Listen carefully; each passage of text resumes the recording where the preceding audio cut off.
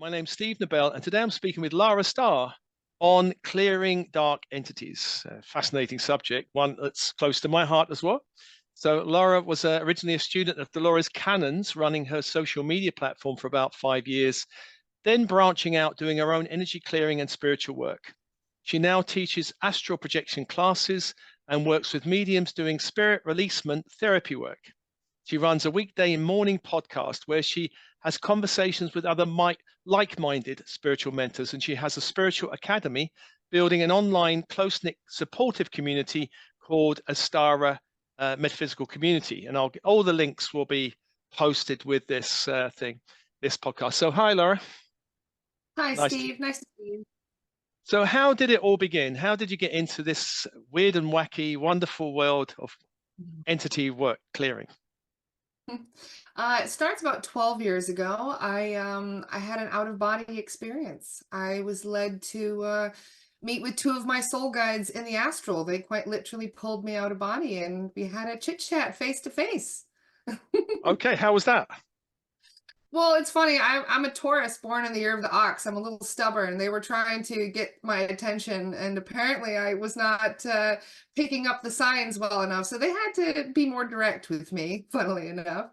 So they pulled me out of body and straight up told me all about my starseed lineage, that I came from the Pleiades, that I came from a planet called Era, that I came here a very long time ago to do exciting things. And it's a very long story, but I woke up feeling, wow, that was the craziest dream I've ever heard of in my entire life.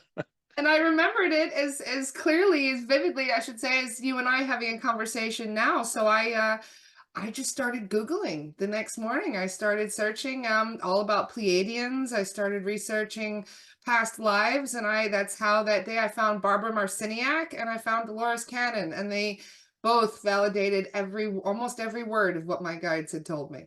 Yeah, well, I've never met Barbara. I've read all of her books, but I've met Dolores Cannon a few times. Lovely lady. It looked like my granny sitting in the corner talking about aliens. Very strange. She didn't even She's dress lovely. She had a cosmically. She heart of dressed like gold. yeah, I know. But she suffered Lovely. no fools, and this is one of the things, she was very serious about her work. She wrote 23 books, and those books really helped me across I should say the first 10 years of my spiritual awakening, because as you know, you go deeper and deeper and deeper. And it was using hypnosis that I started finding out about entities. Okay. Well, we're in interesting times. We're in a period of ascension, light, and dark forces on the planet. What's your take on the present time we're in? I think this is the most exciting time in human history. Yeah.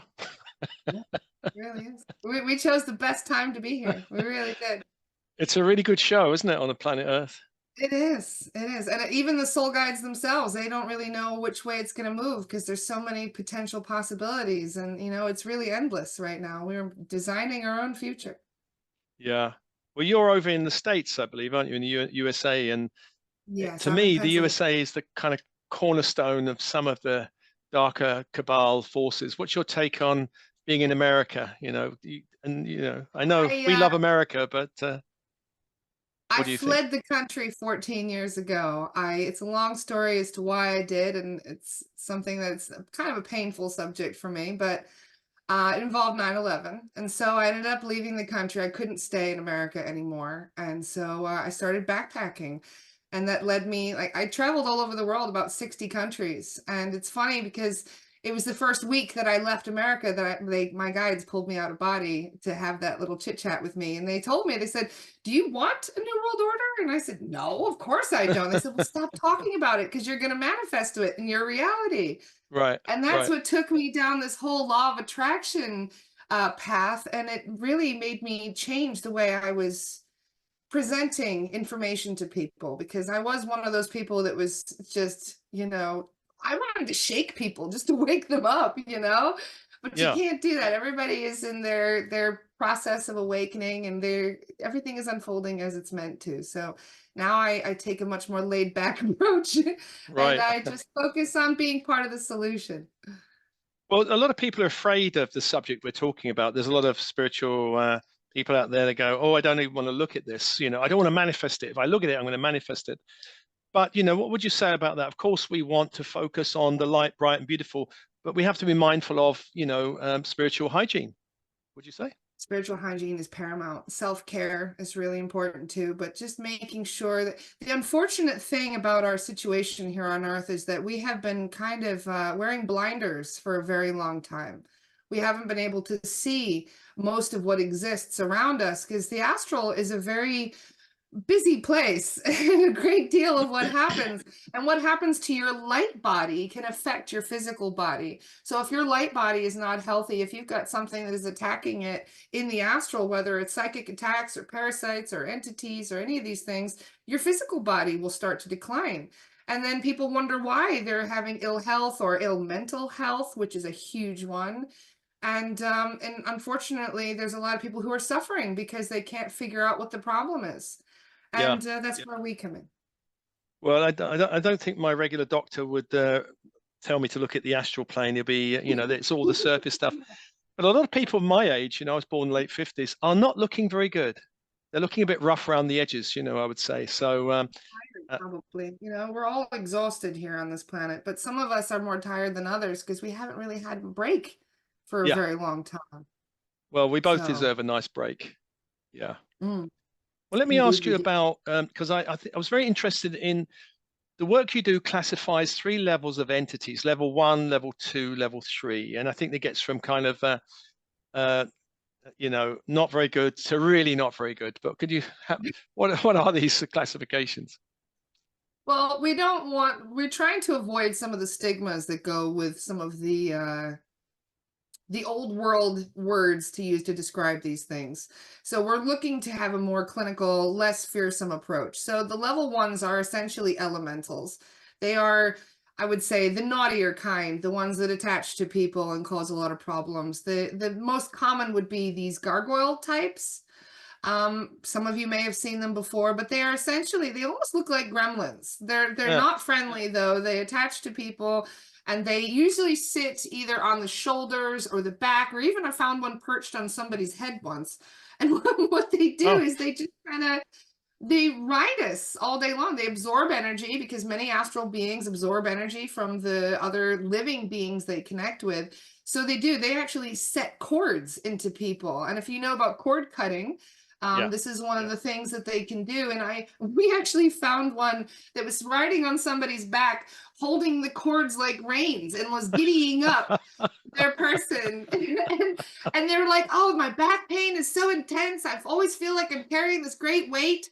And there's a big old, elemental sitting on their shoulders, enjoying Oh. his time. And you don't Goodness. realize it. Goodness. How do people Those pick up level 1? Is it, hanging out in parts of the woods where they're angry elementals, or where? Unfortunately, no, they don't actually stay a lot of time in the woods. They prefer to come and mingle with us humans. They Oh, love to use us as kind of their entertainment and food, I guess, their energetic sustenance. oh, So yeah, many of them do choose to live among humans for that reason. And they jump around. They hop from person to person, depending on who is the better snack for the day, I guess. nice. What about level 2? Well, let me say level 1, not so difficult to get rid of. No, you can probably get rid of one yourself if you make your environment unfavorable to them, which is raising the vibration of the space. They don't Yeah. like that. There's certain things they don't like as well. They don't like sage, which is one of the things. Sage works for so many different things when it comes to clearing. But if you certain, nice flowers, anything that they don't tend to like, you can keep them away with. Sea salt works very well as well to Oh, take if you take sea salt baths or even just keep sea salt in a little jar next to the bed. It does tend to actually kind of deter them energetically. keep them away. Very good. Oh, that's good. So level 2, Mm. we're getting into the nastier realm now, Laura. What's Indeed, level yes. 2s? Well, everybody would know level twos as your stereotypical demon. They are the more demonic type of entities. And demons are essentially thought forms. They are manifested by the collective unconscious or the unconscious of an individual, depending on what they've been through. But usually they're created through turmoil, through pain, through suffering, through anger, through any kind of negative energy. Even just thoughts can manifest one of these in the astral. And what kind of life do these beings have themselves? they're essentially parasitic. They attach to people and they absorb their life force energy. Okay. And They they don't try and go. get them to make contracts as well. That's a very big thing, is that Oh, they try and get people to make deals with them so that way they have their claws in a bit deeper, if you know what I mean. is it like the Faustian thing? I'll give you something and you let me ride and feed on you. Is it a bit like that? Yes, we're still clearing dark contracts from people that have been dealing with these things since the medieval ages. Just 2 days ago, I cleared a young lady who danced with the dark, the soul guide said, back in ancient times. And, we've Oh, heard this, back in the day, talking about dancing with the devil and all of that. And I was doing some research about the witch hunts while I was in Scotland. And that was a common theme, talking about dancing with the devil. And I just thought that was an expression, I guess. But no, I'm finding out that that was quite literally a thing where they would come, they'd be introduced to this being, and this being would invite them in through coercion or through offerings, and then they make a deal with them. Oh, you give me money, power, whatever it is, and then they own you for your next few incarnations until you clear the contract. doesn't sound a good deal, but there we are. No, no, it's not. And level 3, is this the more darker ET types? Yes, yes. Number threes, I should say, level threes are extraterrestrials. And what kind of dark ETs are there out there that I mean, I know there's the reptilians, which we're all probably familiar with. They're What about the them and most, I would others? say they're the most common, but they do tend to cause a lot of damage. They cause an Yeah, extreme amount of damage to somebody's life. So that's why when you do find one, you can you can see the damage they've left in their wake. right. What else is out there? Because I know there's worse than them, isn't there? Out of all of them, I think the octopi are probably the worst. Oh, Yeah, there's also, I don't want to make anybody nervous, but there's actually what we would jokingly sometimes call level fours, which are hybrids of the basically demonic extraterrestrials, which is something we've been dealing with more recently. And yeah, they're a bit more formidable than both, really, because they are both. oh. And I know some of these can hide because I know personally from my own experience, I've been looking for them. Oh, that looks fine, nothing there, and then they pop out. How are they able to hide? Are they just that cunning? They just know what we're like? Or? Well, they're opportunists for one. They will wait until they see an opportunity when something happens, when your vibration is lowered, whether it's stress or an incident that's happened, something that's made you, feel down a little bit. And that's when they realize the door has been cracked open for them. So they are more likely to jump in then. Like But trauma they do watch. types? They do. They observe for that opportunity. All right. Yeah. Well, negative portals. Now I've come across negative portals. How do you experience negative portals in people's energy fields? Well, really, what makes them negative is that they were placed there in somebody's etheric field, and it's there to draw in more negative entities. And so some of these more formidable beings will do something what we call nesting. Yeah, And so when they're nesting, it's like a nest of vampires in a way. They will open the door and then they can come and go as they please. And they bring in their friends, they bring in other earthbound spirits, they bring in some of those bunch of level ones. One lady had like 10 of those level ones all around her. And the soul guide's like, oh, I have to get my net for these. Hold on a second. But yeah, they do. They bring in as much negative energy and other parasites as possible so that they can keep your vibration low. So if yeah. you're having a trouble, with your mental or physical health and you're in low vibration, but then they add to it to make it worse and make it even harder for you to get out of that funk, if you know what I mean. Gosh, a negative party going on in your energy field. A bit Yeah, like we that. found as many as 20 earthbounds in one person's etheric that were dragged in there. So they didn't even Gosh, choose to go there. They were dragged in there. gosh.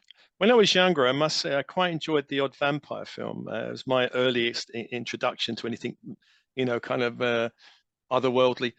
Where do the kind of vampiric, or all of these levels a bit vampiric?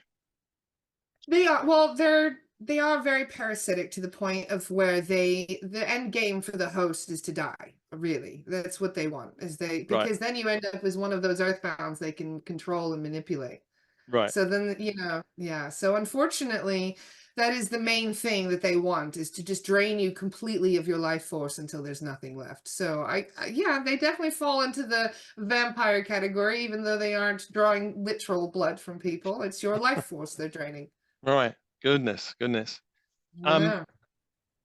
false light beings masquerading as angels or guides. What about them? You must come across those kind of types. Quite often, yeah, we call them imposter soul guides.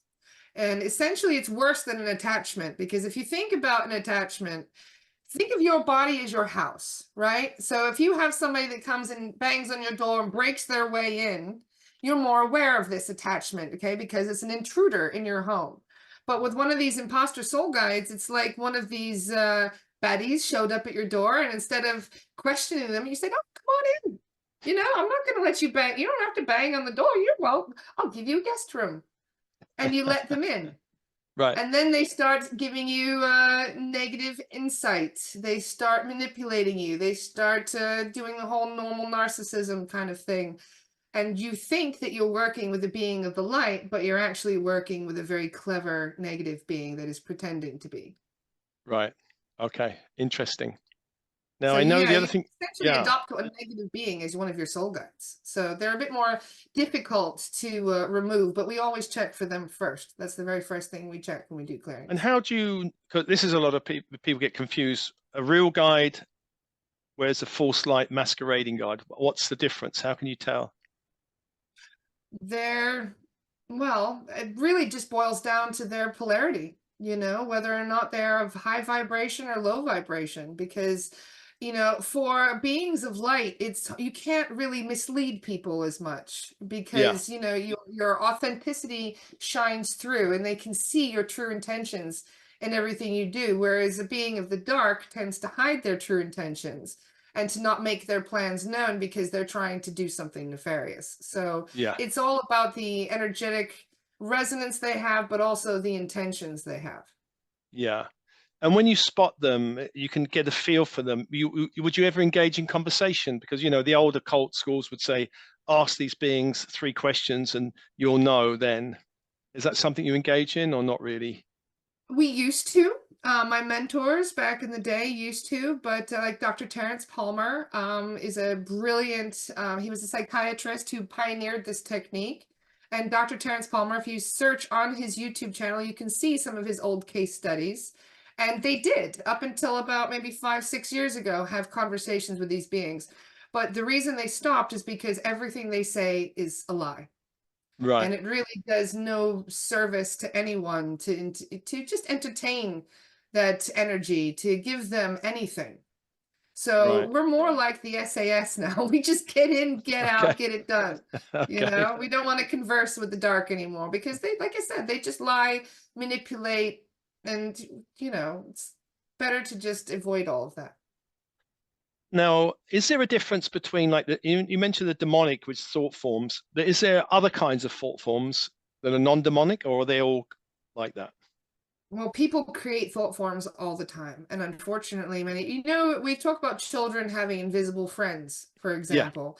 These can be thought forms. These could be actual soul guides or discarnate friends or whoever, you know, but many times children actually do create thought forms. They create friends that exist in the astral. Well, many thought forms that we clear from people are kind of like invisible bullies that you've manifested for yourself, because as we can create friends, we can also create beings that give us a whole lot of you know, negative opinions and insight and all kinds of stuff. So we create our own bad counsel in a way sometimes. Right. Okay. Yeah, yeah, yeah. And interdimensional parasites. I mean, I've come across that. I know you have come across that. What about these guys? Well, everything in existence has an astral counterpart. So we talk about how, you know, like insects and sort of things. And the thing about astral parasites is, yeah, those things exist too. So they are essentially astral insects. We find flies, gnats around people's heads in the etheric. We find all kinds of we even find like these weird little fleas inside people's organs sometimes. Oh, Weird really? things. Yeah, yeah. We even found a centipede with horns inside somebody's etheric. Weird stuff that we find. And you know, it's just best to clear all that out. Yeah. Because Okay. they do get in the Respect. way of healing and all kinds of stuff. Yeah. Well, let me ask you about the work because I know you've got your own academy and you work with the Spirit Release Association. Can you tell me about, your academy? Yes, it's called the Astara Metaphysics Community. I have been involved in social media for a very long time, and the censorship has always bothered me. And not only the censorship, but just the inability. There's so many scammers and people who are, just it's not a good space all the time for learning Facebook and social, other social media stuff. So we've created this as kind of a safe space for people who want to learn, who are interested in meeting with like-minded individuals. We have a very close-knit community of about 5,000 people on there so far. It's only a couple months old, Yeah. but the students, the teachers, all the people that come together there, it's accelerated learning in a safe space, basically. Very good. And the Spirit Release Academy, what about that? It was founded by Dr. Terrence Palmer, and he worked with mediums for a very long time. Yeah. He was essentially a hypnotist as well, and discovered that through hypnosis about these entity attachments. And then he started working with mediums who connect with soul guides, and it's the soul guides that do the clearings. So essentially, we sit down in a team. I work as both a medium and a facilitator, but I joined as a facilitator. So essentially, what happens is the facilitator is the person who looks after the medium, because the medium is going to be tuning into the energy of the client or the energy of the building that we will be doing the clearing. And so they are essentially distracted by what they're seeing with remote viewing or what the soul guides are telling them.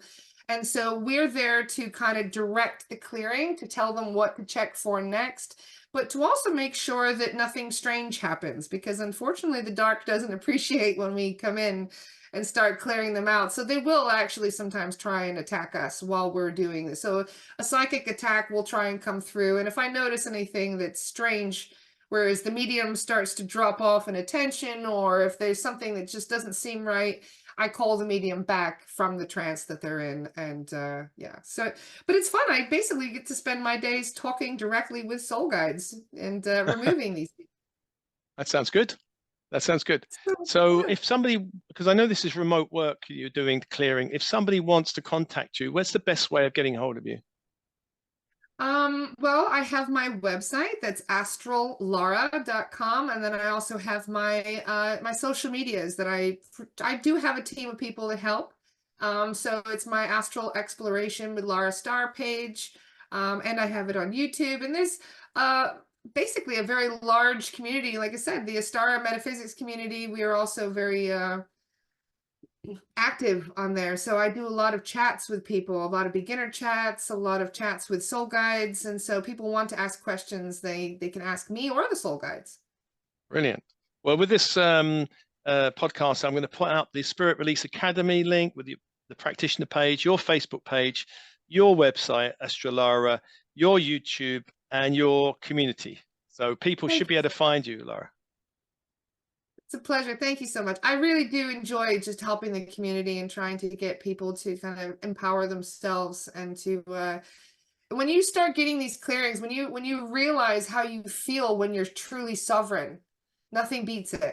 So it's a very exciting time to be here. You're doing wonderful, powerful work, Lara. And you're a force of nature. That's why your guides grabbed you. You have to, you're here to do this work. We need you. Thank you, Steve. And likewise to you. You've done amazing things. The Soul Guides had nothing but wonderful things to say about Steve. They were Oh, really praising you and how selfless you are and how hard you work. And we're all very grateful for everything you do, Steve. Really. oh, thank you.